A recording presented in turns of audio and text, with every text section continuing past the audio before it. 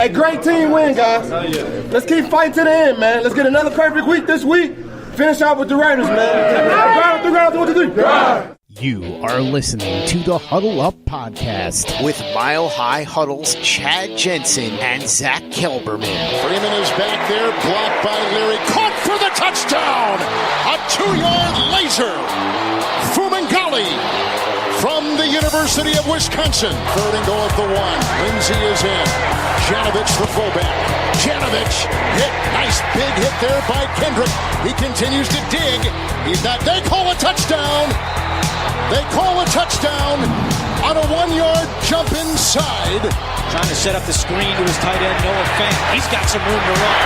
He cuts it back at the 10. Fant takes it in. Touchdown, Denver. The first NFL touchdown for the rookie tight end out of Iowa. End zone caught. Touchdown, Courtland Sutton. His 5th career touchdown, but his first here in Denver. And now, here are Broncos country's football priests to help you exorcise the demons of another doomed season. I have exorcised the demons. This house is clear. Welcome in, everybody, to a victorious episode of the Huddle Up Podcast, coming to you live on both YouTube and Facebook. It is the gut reaction episode. I'm your host, Chad Jensen. With me, as always, my partner in crime. You know him, you love him. He is Zack Kelberman. Zack, on both the micro and macro level, when it comes to a quarterback, you want to see resiliency. You want to see a guy, if he throws an interception early in a game, you want to see him bounce back. If he has a bad performance or loses one game, you want to see him bounce back the next week. And, even though Locke didn't blow the doors down like he did in Houston, I think it's safe to say he bounced back in a more than solid way against the Lions today. Broncos emerged victorious 27-17. Yeah, we talked about this, how Locke would handle adversity, how Locke would handle his first loss, and I think he came out today and played a pretty solid, clean game, Chad, for the most part. I mean, he had a lot of things that you like to see. He threw on the run. He hit Patrick in stride down the sideline. He threw a dime to Devontae Booker that was dropped. He identified one-on-one matchups.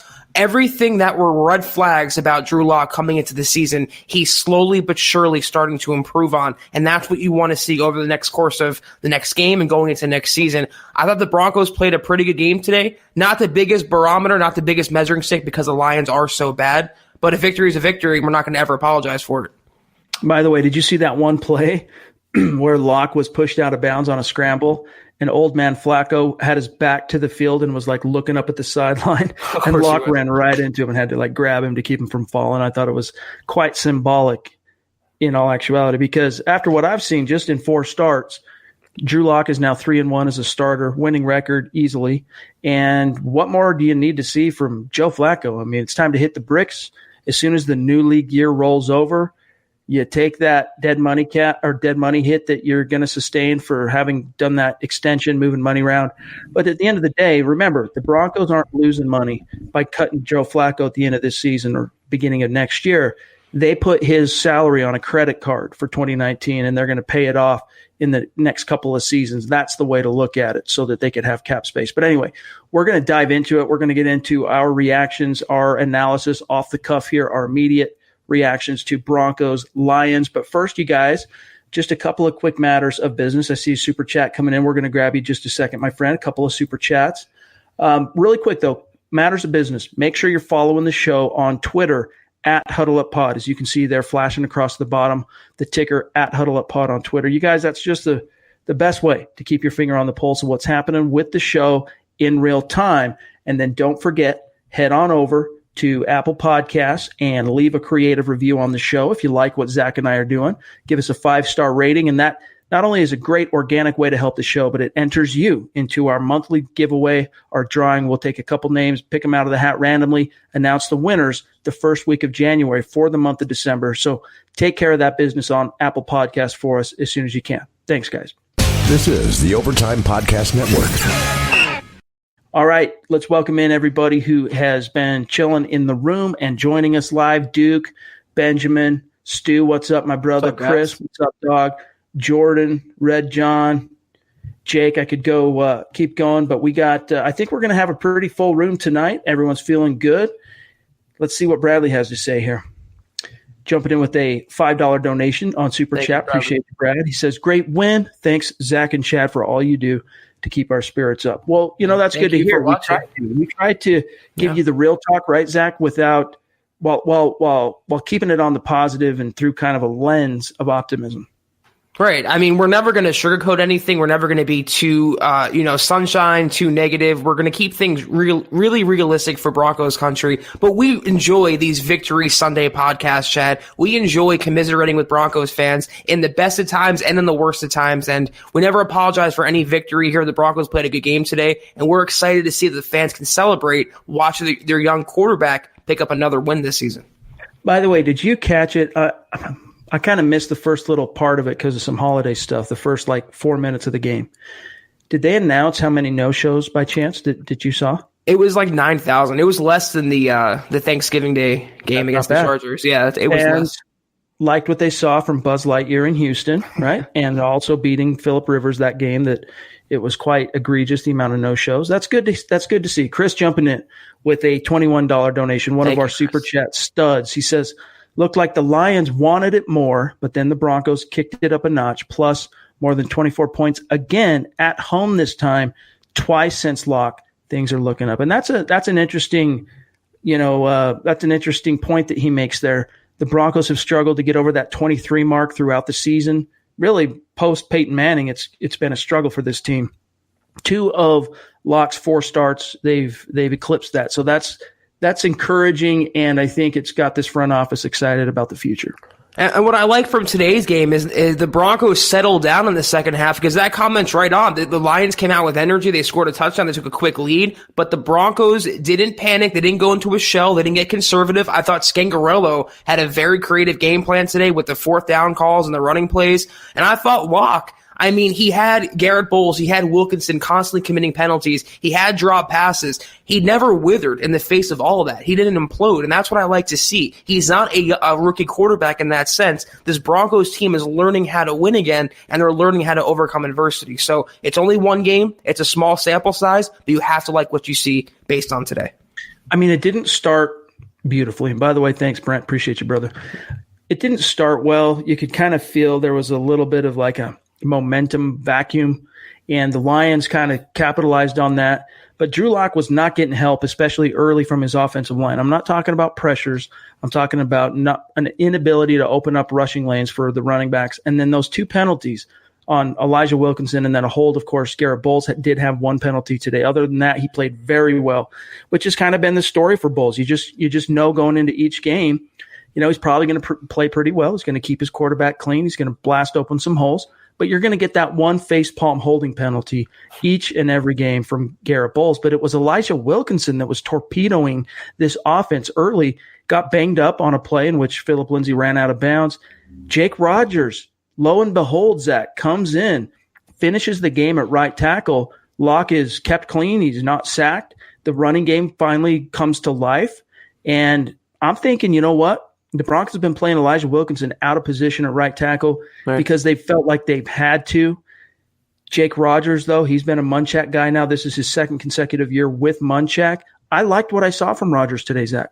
I did too, and Patrick Morris as well at guard when Reisner went out of the game. I thought the Broncos did a nice job with their makeshift line, but again, they were playing a Lions defense that's made every opposing offense look good this year. So I'm willing to hedge my bet with the O-line, but Wilkinson is a liability. I think Bowles is still a liability. And how bad is Calvin Anderson, Chad, where he can't even dress for these games, and the Broncos are dying for offensive line help?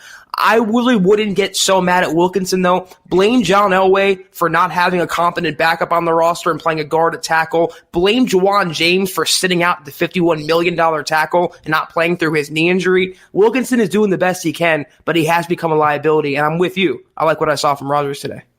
Joseph jumps in with a $10 donation on Super Chat. He says, here's my Sunday tithe. Appreciate that, brother. To your football priest, you the man. He says, Deshaun Hamilton for the win. Hopefully he can keep it up so we can focus on O-line and defensive backs in the early rounds. And that was encouraging storyline that emerged from today. You had Deshaun Hamilton lead the team with 6 receptions. And by the way, on 6 targets, he caught each and every ball that went his way today. 65 yards and a touchdown, all season highs across the board. His first touchdown of this season, if I'm not mistaken, off the top of my head. But what were your thoughts on Deshaun Hamilton, who seemed to kind of come alive over the middle and in the slot there for Drew Lock? It just shows that franchise-level quarterbacks can raise the talent of everyone around him. I mean, Deshaun Hamilton was a ghost, Chad, for the majority of the season, and then Locke gets inserted into the lineup, and suddenly he's starting to perform again. So I like what I see from Deshaun Hamilton. I'm not ready to say I would skip a wide receiver if it fell to the Broncos in the first round, but you could do worse than having Cortland Sutton, Tim Patrick, Deshaun Hamilton, Noah Fant, Phillip Lindsay. That's a young, solid nucleus there. The more playmakers that emerge from this offense with Drew Lock, the better. And it's coming together. The more time on task that Drew Lock gets, and the more time to work with these guys, build chemistry, get on the same page. Yes. And the more time also for Scangarello to get a feel for how this offense can work with the right guys being in the right position. Sky's the limit. And by the way, Stu jumping in, $20 donation on Super Chat. As always, thank you. You are the man, Stu, our most ardent supporter, keeping the lights on here at MHH Central. Let's see what Philip says here. $5 donation on Super Chat. He says, let's just stick with Locke for the next few years and get some offensive linemen and additional offensive firepower. Yes, sir. And I think that's kind of, that's going to be the main takeaway for this front office heading into an offseason. I mean, it'll be interesting to see how the Broncos do against the Raiders. We got plenty of time later in this week to talk about that. But even if Locke finishes this year 3-2 as a starter, okay, that's massive steps in the right direction for a front office that's been dying for a quarterback that can show any signs of raising all ships, to be that tide that raises all ships. We're seeing it. And even a defense today, like, you hate to see the Broncos give up 17 points to an offense quarterbacked by David Blau, but they've been significantly and seriously depleted. No Bryce Callahan, no Kareem Jackson, no Bradley Chubb, no Derek Wolfe, no DeMarcus Walker. I mean, the list, no Adam Gotsis. The list goes on and on, this defense. So that they were able to basically bottle up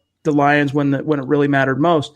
I think a lot of that just has to do with the energy that is permeating this team now, Zach, with Drew Lock just being that tide that raises all ships. It's exciting.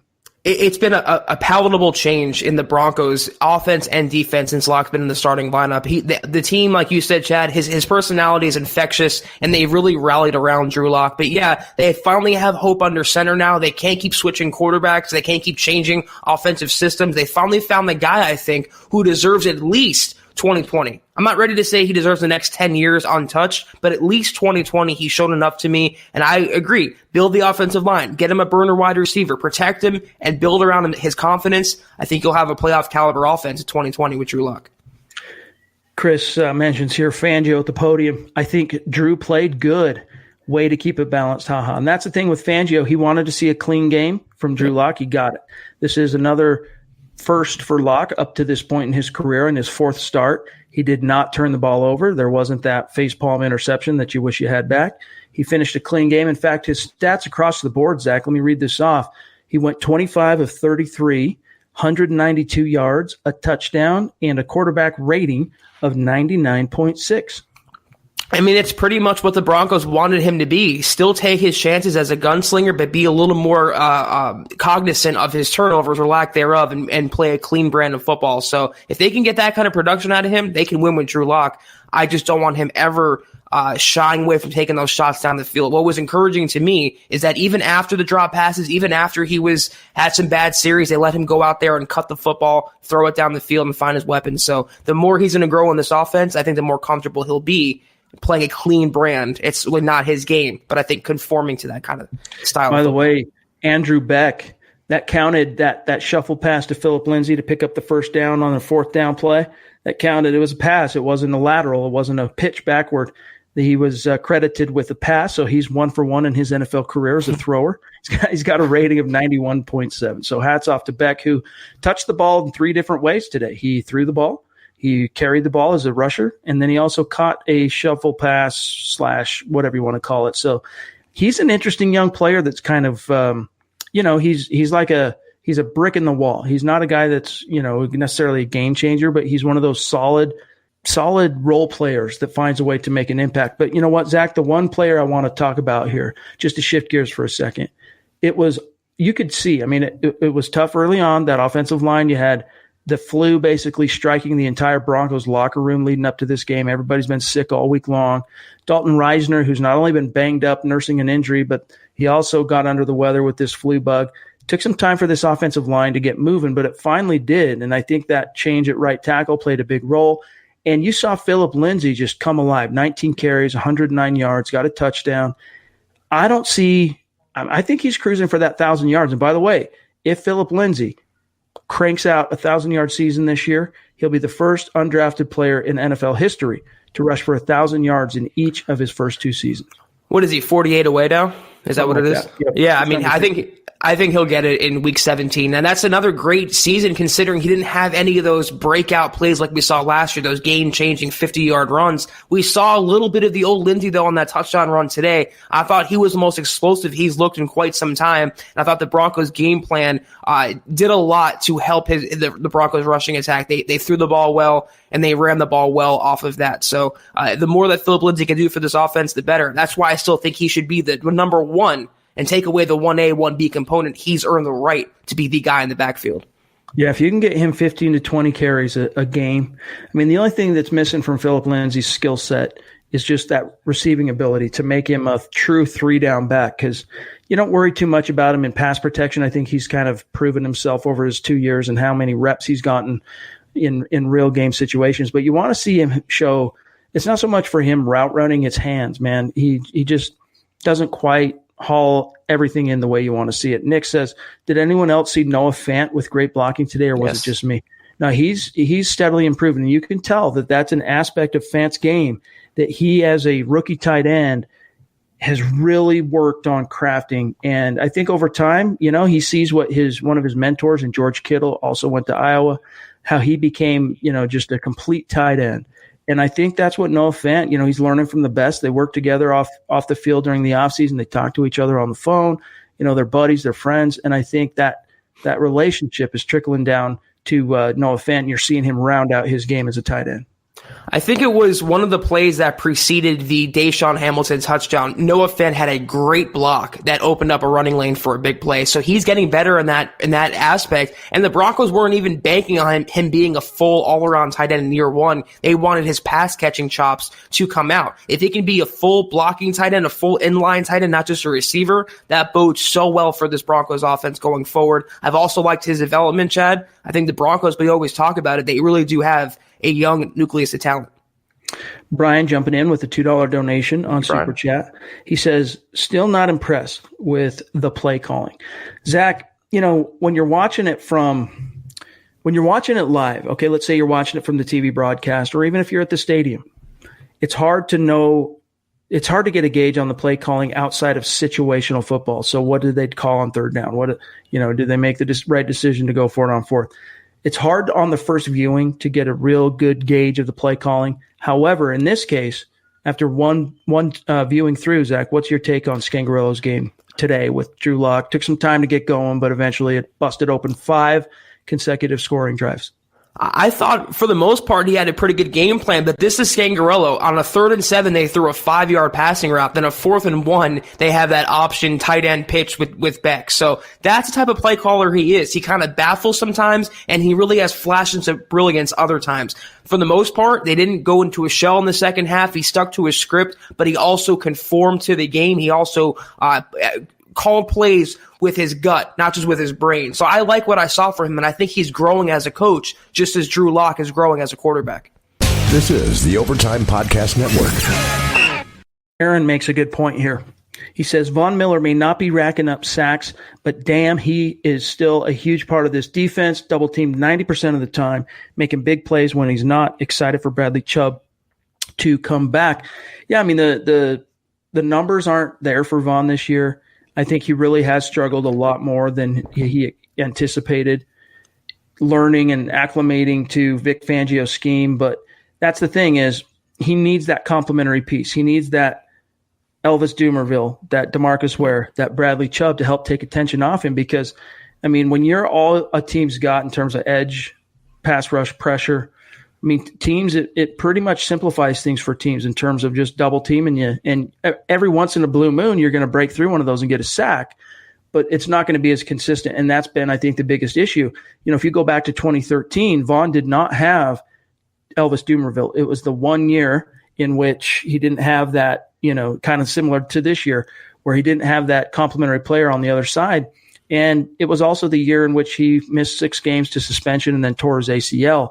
This year is similar in terms of he hasn't had that focus to take off of him, but I still think overall you wish he could get home a little bit more. But at the end of the day, he is doing his job in terms of getting the pressures. He's still up there in the Pro Football Focus Advanced Analytics in terms of pressures created. He's just struggled to close and get home. I mean, yeah, he's been doing that all season, Chad. He's been getting around the quarterback and taking up double teams, and pressure is production in the NFL. It might not show up on the stat sheet like sacks do, but it is the case. My only gripe with Vaughn is he's getting paid like a franchise quarterback, so he should not need a DeMarcus Ware. He should not need a Bradley Chubb to win those one-on-one battles. He's getting paid to win on those one-on-ones.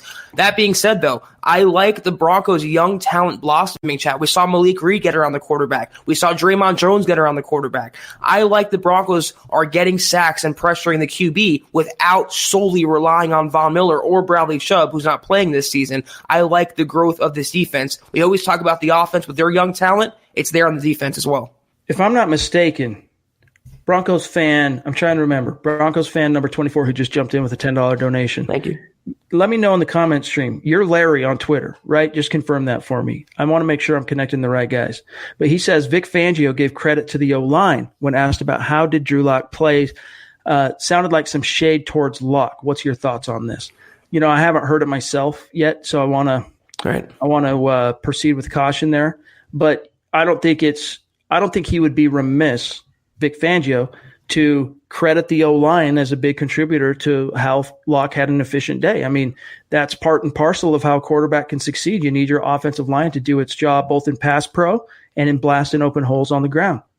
Yeah, I would need to hear the quote because context matters here, but I don't think he would throw shade at Drew Lock. I think that it all goes hand in hand. They had to protect him, and they did against a lackluster Lions defense. But like you mentioned, Chad, I think when Wilkinson went out of the game, the Broncos just found a combination of offensive linemen that worked to their advantage. I think he's happy about that, knowing all their struggles and knowing all the criticism with Garrett Bowles and Juwan James. I think Vic Fangio is just happy to find some linemen that can keep the quarterback clean.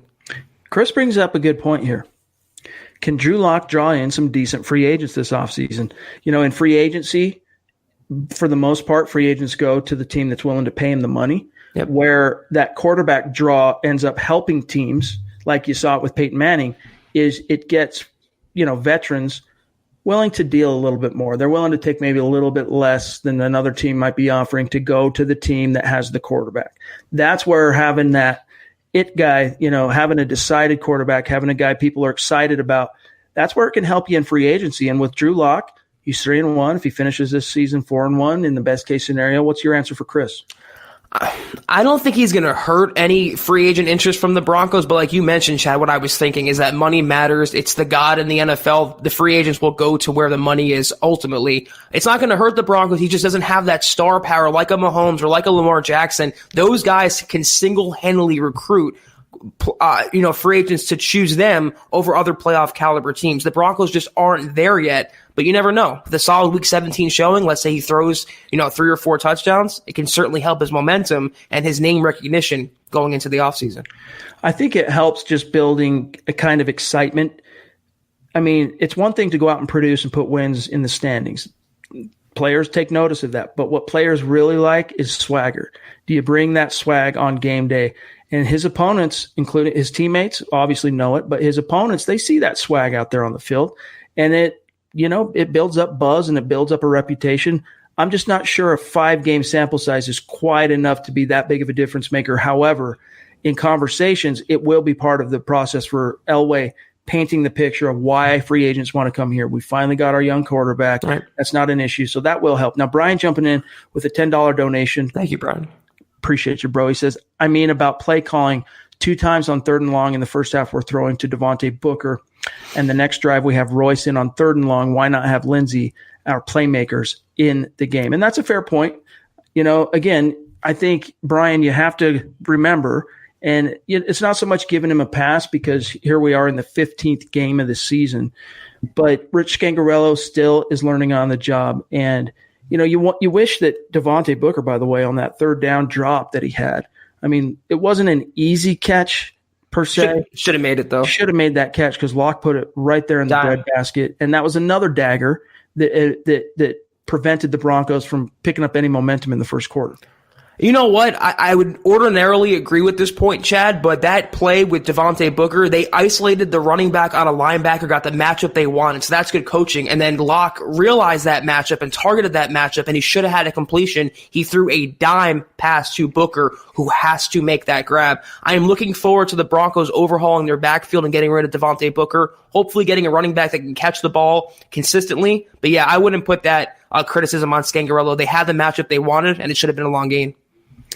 Every time I hear that dime, I think of the Pat McAfee call last year, Lions-Packers, when Matt Prater threw the touchdown pass. And that call, if you guys haven't seen it, you got to go on YouTube and just search Pat McAfee call, Lions touchdown or whatever. It was phenomenal. Corey jumping in with a $10 donation. Appreciate you, Corey. That means a lot. Let's see here. What else we got from our great listeners? Let's see. Corey's got a comment here.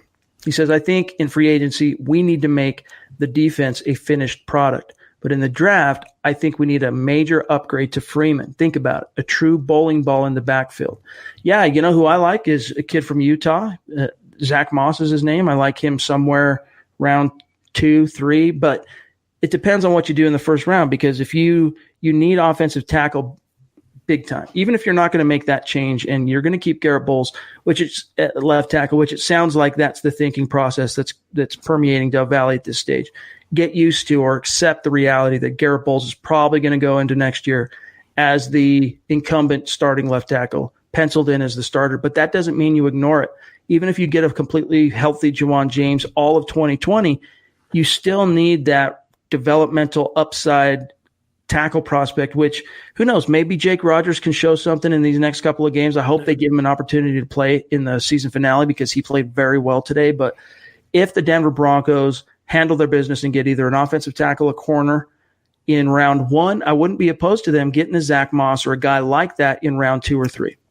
Yeah, I mean, I think round 2 would be a little too rich for my blood. They have other needs, but I think round 3 for sure, they can address the backfield and just stock the cupboard for Drew Lock. You can never have too many offensive weapons. And like I just mentioned, I cannot wait for the Broncos to overhaul their backfield, getting rid of Booker, letting Theo Riddick walk, and making Royce Freeman, even though he was a fairly high round draft pick, a pure backup guy who can come in and spell the running back for a few carries a game. He doesn't have workhorse qualities. He doesn't have RB1 qualities, but they can get a guy who can catch, who can take the top off the defense and kind of change the complexion of this offense. So I'm looking forward to that this offseason for sure. This is the Overtime Podcast Network. Zachary brings up a good point. He says, when Bradley Chubb is back, our D-line will be scary. Shelby Harris with 2 sacks and Draymond Jones with 3 sacks today. Actually, what did Shelby finish with here today? He was not credited with the sack today. However, you did have Draymond Jones, 2.5 sacks. I think he was officially credited with.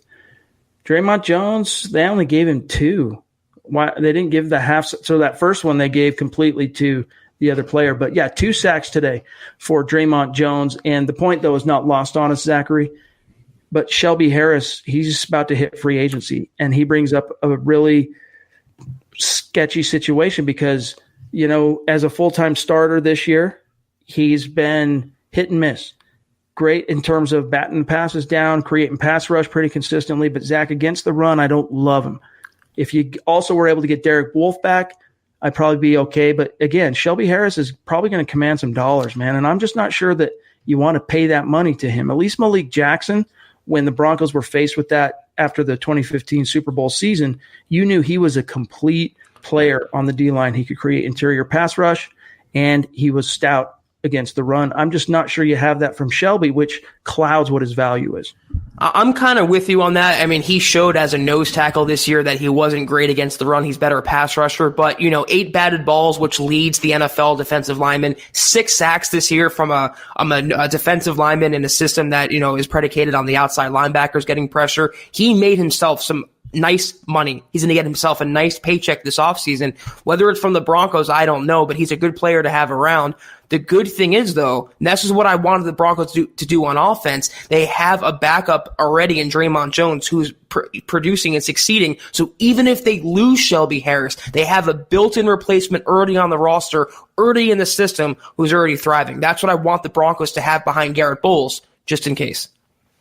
Guys, we could sit here and talk Broncos and football with you guys for hours, but we also have to get going on some post-game written content and video content at milehighhuddle.com. So we got to keep it relatively short from here on out. A few more questions, comments, and then we'll circle back. And tomorrow, Monday night, we'll return, of course, 6 p.m. Mountain, 8 p.m. Eastern, and we'll let our hair down and spend a lot more time with you guys, whatever you guys want to talk about. Brian jumping in, he says, $5 donation, appreciate you, bro. You are the man. He says, I still hope we go defensive back with the first round pick in the draft. If there's one worth drafting when, of course, the Broncos are on the clock. Yeah, and that's, I agree with you. Like DB's up there in terms of priority. It's, for me, I'm balancing OT, DB, OT, going back and forth.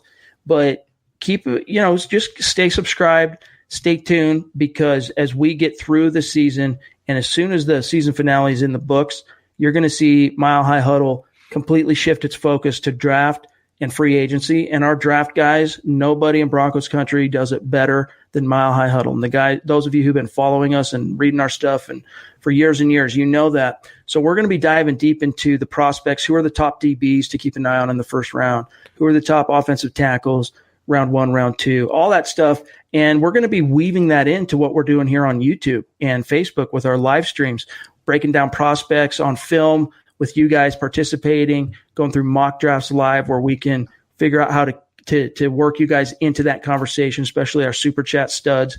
So we got a lot cooking, and stay tuned for that. But DB, Zach, I think, it's a top of the priority list. Yeah, I mean, it will depend on what happens with Chris Harris Jr., what happens with Justin Simmons, what happens with Bryce Callahan, if they can, get him back in working shape. But yeah, it's up there for sure. I still, right now, gun to my head, I go offensive lineman just because you have one right tackle sitting out, the left tackle still a liability. You don't have edge protectors for your franchise quarterback. So sitting here today on December 22nd, I'm still going offensive lineman round 1. Ariel jumping in with a $10 donation. Thank you, Ariel. Appreciate you. She says, Locke's performance as a rookie is still impressive. Good work today by Tim Patrick and Deshaun Hamilton, taking the load off of Cortland Sutton's back. We have finally found a QB1. I think you're right, Ariel. And after that second game, it was pretty apparent that Locke has the it factor, right? He has that ability to raise all ships. And that's the biggest thing, man, for when it comes to a franchise quarterback. Do you not only elevate your own role players on offense, but do you elevate the team? Does everyone rally around you? And I think, Zach, we're seeing that take place in living color, and Drew Lock's legit. I know the Broncos front office and the coaching staff. Vic Fangio's not going to get out there and gush about anybody. Right. I think you'll hear him do it a little bit in their end of season press conference, but this team is giddy about what the future holds with Drew Lock. They know they found something here. In a lot of ways, he doesn't embody a rookie quarterback at all, Chad. He looks like a veteran out there in certain aspects of his game. The way he shakes off mistakes or bad passes, the way he handles pressure, the way he runs the huddle in only a handful of starts in the NFL, it's commendable. And you just see the way the Broncos gravitate toward that. You see how infectious his personality is. Definitely QB1. And I think going forward, that's why he's earned, no doubt, unquestioned, understood status as the Broncos 2020 quarterback. Absolutely. I'm just checking something here. Yeah, I mean, I'm seeing if I can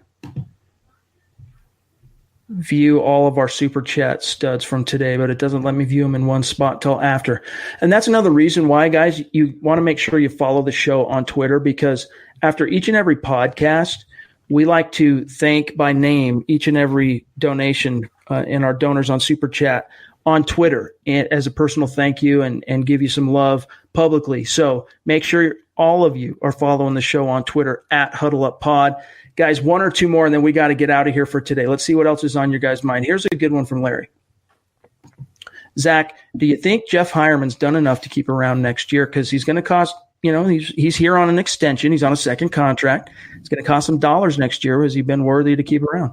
I don't think he was worthy of getting his new contract, Chad. He doesn't contribute anything to this offense. I'd rather go forward and, you have Fant as the guy. I think Fumagalli has shown more than Jeff Hireman this year, so I'm willing to go with them two. Maybe add another one in the draft. You have maybe Jake Butt coming back, but I have never been a Hireman fan, especially after this season. He's done nothing in my book. If he was here on like a vet minimum type of deal, or you were maybe paying him $1-2 million, but when you have Troy Fumagalli ready to take the next step, Andrew Beck showed out pretty well, I think, as a fullback tight end hybrid. You're still holding out hope that in a contract year, Jake Butt can finally vanquish the injury bug and get out there and play, give you some games. It depends on what happens in free agency. It depends on what happens in the draft. I think there is some value, though, to what Jeff Hireman brings to the table in terms of if you need a tight end out on the field who can take care of business in line as a blocker and also provide just enough ability as a pass catcher, there's some value there. And he's also a veteran that the guys in the room look up to him. I'm just not sure at that cost, man. And I don't have it right in front of me. I can look it up if we cared enough, but I'm just not sure he's worthy of that total nut. He's also, in my opinion, among the old guard. The Broncos should start moving out, and clearing room for the new players, the fresh blood. It's just bad juju, I think, from the previous couple regimes. He hasn't proven enough as a 2015 third-round draft pick. And they have Austin Fort, who was looking good in the preseason. That's one of the comments from Isaac said. Great comment there. And he looked great before going down. So I think the Broncos have enough young talent at tight end where they can get rid of Jeff Hireman, who's really hasn't contributed much, in my opinion. I'm trying to think if there are any other takeaways that we've missed from today, any key storylines that need to be addressed. I think we've pretty much landed on everything. I mean, it was David Blau. I think the cornerbacks, for the most part, held up well today with one or two lapses. That big play in the first quarter to Kenny Golladay, you hate to see that. But, I mean, Golladay was targeted 12 times today. 6 receptions, 66 yards. And then he had that great play on the goal line, stretching it out, getting a touchdown. So you don't want their best guy to beat you. He did technically, I think, get his today against this Broncos secondary. But how do you think this team held up, Zach? Last thing, then we'll get out of here, with Kareem Jackson on suspension and all these holes at corner. I think Trey Marshall had a pretty good game, Chad. I think, I was surprised that he got to start over Will Parks, but he looked like a better safety, all-around safety, especially in center field, knocking down a few passes and being out there in front of pass coverage. I thought they handled it pretty well. They don't have their starting nickel guy in Bryce Callahan. They just lost their best safety in Kareem Jackson. They weren't playing an explosive offense in the Lions, but for the most part, like you said, Blau got his, but I'm just so glad the Broncos did not lose to an undrafted rookie quarterback whose name sounds like a Migos ad-lib. It just would have been a bad look at home for this Broncos team. Oh, man. Good stuff. Well, hey, guys, that's got to do it for today's episode of the Huddle Up Podcast, the gut reaction to your Denver Broncos getting their 6th win of the season, defeating the Lions 27-17. Drew Lock, 3-1 as a starter. The Broncos have now matched the win total from last year under Vance Joseph and Vic Fangio's maiden season, which is nothing to write home about. But if, Zach, they win next week against the Raiders, they'll finish 7-9 and a full game improvement over last year with 3 different quarterbacks, a mountain of injuries, and an offensive coordinator learning on the job. I think it's pretty good. And a rookie coach, a rookie coaching staff, so many moving parts, so many injuries, so many different things, and plan Bs and plan Cs and plan Ds they had to go to this year. If they can crank out that winning streak to end the year and they can win on a high note, I mean, that's momentum for next season. And we should, if that's the case, I think it wouldn't be out of the extreme to almost expect the Broncos to be in the playoff hunt next season with a quarterback who they've established, with their coaching staff that's not rookies anymore, with all the talent they have. I think if they end on a winning streak and get all that momentum, I think we should expect them to be in the wild card hunt at the minimum next year. You guys heard it here. Well, again, thanks everybody for joining us live tonight on YouTube and Facebook. We appreciate each and every one of you for giving us some of your time and also participating in the conversation. We can't get to each and every comment. We can't get to each and every question, but you guys make these live podcasts so much fun. It's like being at the bar and just hanging out and talking football with knowledgeable Broncos fans and people who really care about and are passionate about the game. It's just so much fun, and Zach and I look forward to it each and every day. But guys, make sure you're following the show on Twitter at HuddleUpPod.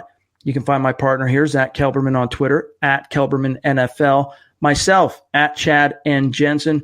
And stay tuned, you guys. We will be back in the saddle tomorrow night, 6 p.m. Mountain Time, 8 p.m. Eastern. And have your questions ready. Have your comments ready. We're going to analyze what's said at the podium following today's game. Plus, we'll get to hear from Vic Fangio tomorrow about 1 o'clock. And for those of you, in case we miss you, make sure you have a great Christmas. We want to wish all of you a Merry Christmas, Happy Holidays, the whole 9 yards. And we'll talk to you between now and Christmas. Again, we'll be back Monday. But in the meantime, have a great rest of your weekend. For Zack Kelberman, I'm Chad Jensen. We'll talk to you guys tomorrow night, 6 p.m. Mountain, 8 p.m. Eastern. You've been listening to the Huddle Up Podcast. Join Broncos Country's deep divers at milehighhuddle.com to keep the conversation going.